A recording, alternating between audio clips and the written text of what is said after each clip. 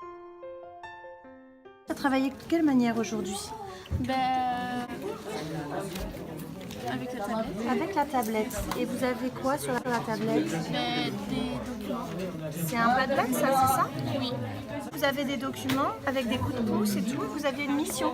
Il faut trouver à quoi ça sert et grâce aux documents. Sur le Padlet, on a une malle à indice, on va avoir 12 défis, je crois. Oui, 12. Ouais. Et on va étudier par exemple ce qu'elles vont apporter aux animaux et aux humains.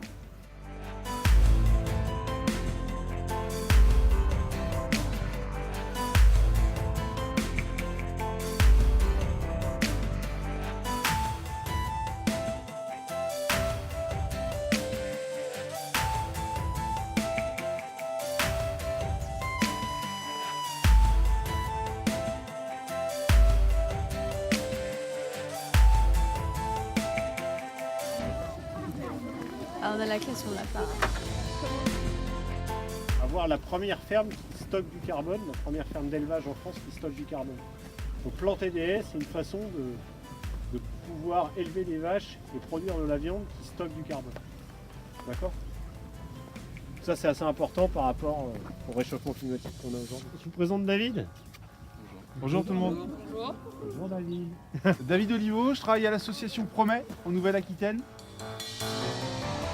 Dioxyde de carbone. Donc là, il capte le CO2 et il rejette de l'oxygène. Ça s'appelle la photosynthèse. Donc il prend CO2 et il rejette O2. Le C, c'est le carbone. Où est-ce qu'il l'a mis? Dans son tronc. Les matériaux, ça s'appelle le bois. On a certaines essences qu'on va planter qui sont pâturables par les vaches. Donc ça c'est aussi intéressant parce que les vaches vont à certaines périodes de manque d'alimentation pouvoir pâturer certains éléments de la haie.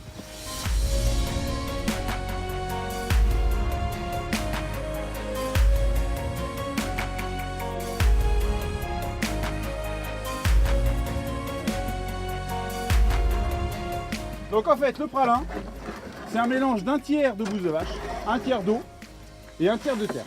On mélange, on mélange, on mélange. Et juste avant la plantation, on va tremper le système racinaire de l'arbre dans le pralin. À quoi ça sert? Croissance de plantes. Ok. On appelle ça comment? Quand on met quelque chose qui fait pousser les plantes? De l'engrais. C'est un engrais naturel. Alors ça c'est intéressant pour nous parce que ça veut dire que déjà il fait pas chaud ce matin. Donc on va protéger les racines un petit peu du soleil et du vent. Ça va faire une petite croûte épaisse. Ça va apporter de la nourriture tout de suite disponible pour l'arbre. Et il y a aussi les anciens paysans, ils disaient que la bouse de vache avait des propriétés cicatrisantes. Autrefois, quand on greffait un arbre, on en parlera tout à l'heure parce qu'il y a des arbres fruitiers, quand on greffait un arbre, en guise de mastic pour protéger la greffe qu'on avait fait, on faisait un pansement avec de l'argile et de la bouse de vache. Et donc les anciens disaient que la bouse de vache avait des propriétés un petit peu antiseptiques pour les végétaux.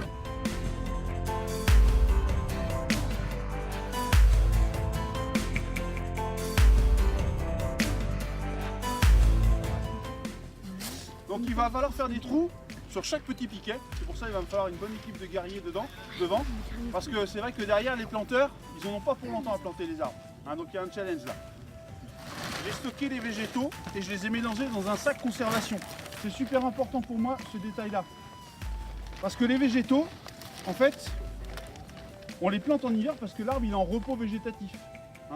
L'arbre il a fait la photosynthèse comme tu le disais tout à l'heure. Donc l'arbre on va dire qu'il bosse de janvier jusqu'au moment de la chute des feuilles. Ensuite il se met en repos végétatif, il y a la sève redescend dans le système racinaire. Enlever de la pépinière des arbres qu'on va pouvoir replanter parce que la sève est stockée dans le système racinaire. Là si je laisse mon petit arbre comme ça pendant 1 heure au soleil et au vent, il va se dessécher et ça sert même à rien de le planter. Ok? Ici, Les racines. les racines, ça c'est la bouche de l'arbre évidemment, donc il faut faire super gaffe à cette partie là. Et il y a une partie qui m'intéresse particulièrement moi, pour la plantation, c'est cette partie là. Alors là j'ai un pied d'aubépine dans la main, j'ai une différence de coloration, vous avez vu? On passe du vert au orange un peu. Cette partie là c'est la transition entre justement la tige et les racines. Vous savez comment elle s'appelle cette partie? Le collet. Le collet. Et donc je vais mettre de la terre au-dessus de la première racine. Sur mon aubépine c'est un petit peu pareil. J'en mets un tout petit peu plus haut, mais ma première racine est là, il faut que je mette de la terre au-dessus. Si vous mettez de la terre jusqu'ici, le tronc va se retrouver dans la terre et au contact de l'humidité, il risque d'y avoir des pourritures et des nécroses, et donc l'arbre il risque de mourir.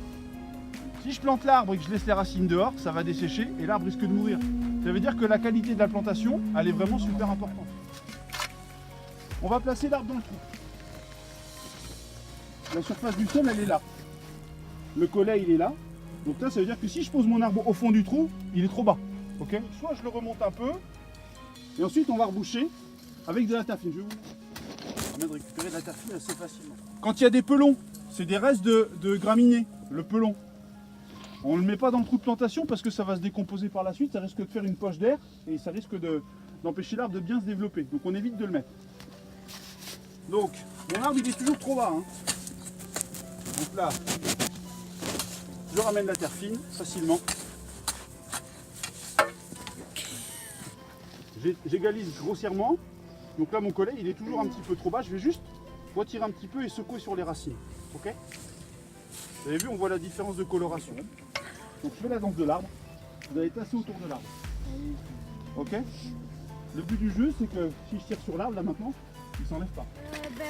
On va creuser des trous pour planter les. D'accord. En dessous, il y a un socle de granit. Et au-dessus, c'est un mélange d'argile, de sable et d'humus. Ça te plaît? Alors, pour les premiers arbres, on va vous les distribuer. Non, là. ça va.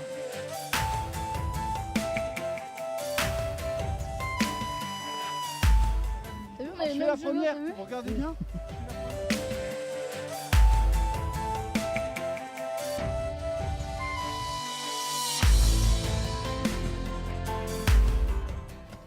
Qu'est-ce que c'est ça? Du pralin. Voilà. Pralin. C'est quoi du pralin là?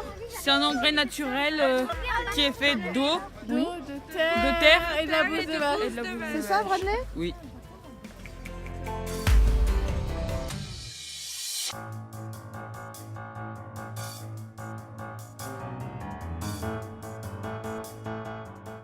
Qu'est-ce que tu fais, Montaigne? Je mets la terre par-dessus. Tu vas en mettre jusqu'où? Jusqu'aux premières racines.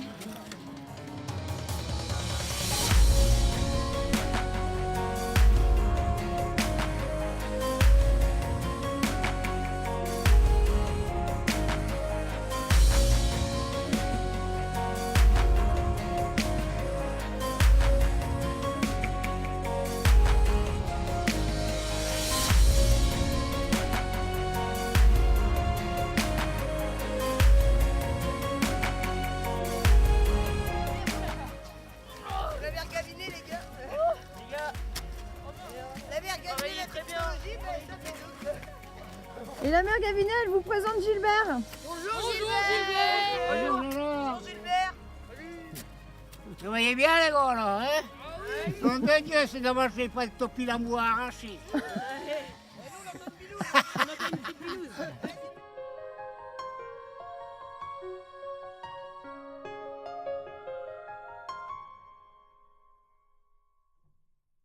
On peut revenir cet après-midi? Oui, madame. Ah oui. Vous avez cours.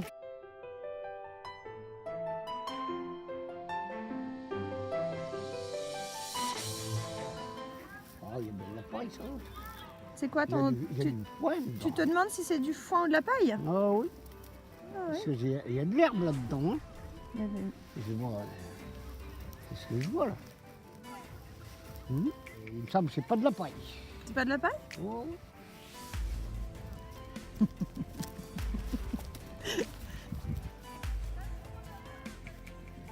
C'est pas de la paille pure ça. Du lin. Ah, La paille de lin à huile. ah ouais, c'est ce qu'il me semblait. Ils l'ont les deux. Ils vous embêtent.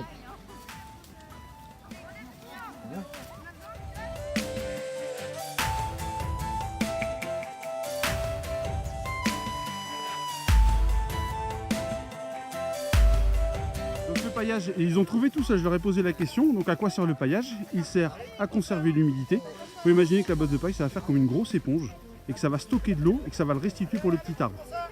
Le deuxième point, c'est d'éviter le développement des graminées. Si j'ai des graminées au milieu de la plantation, automatiquement ils vont prendre l'eau et la nourriture avant le petit arbre. Alors que le but c'est justement que ce soit le petit arbre qui bénéficie de tout en premier. Donc voilà. Et au fur et à mesure, ça va se décomposer en 2-3 ans. Et là, il y aura de matière organique en plus pour l'arbre. D'accord, donc ça évite en plus de mettre de l'engrais. Ça évite en plus de mettre de l'engrais. Mais vu que ce sont des végétaux rustiques, il n'y a pas besoin de mettre d'engrais.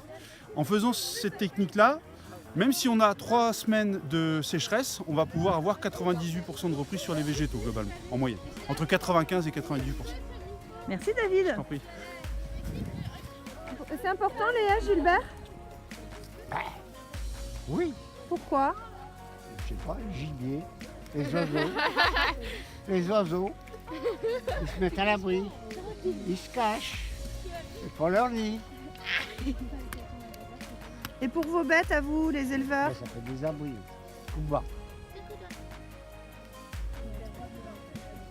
Et alors pourquoi il y a des agriculteurs qui ont arraché plein de haies? Ça fait des pièces plus grandes. Est-ce qu'il y a eu des mauvaises surprises pour les agriculteurs quand ils ont arraché leurs haies?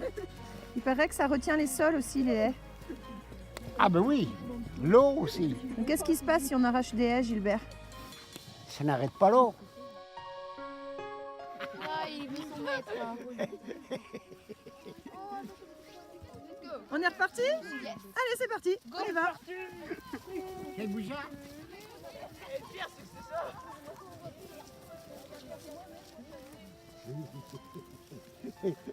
Elle était encerclée là, il disait où je suis. Hein?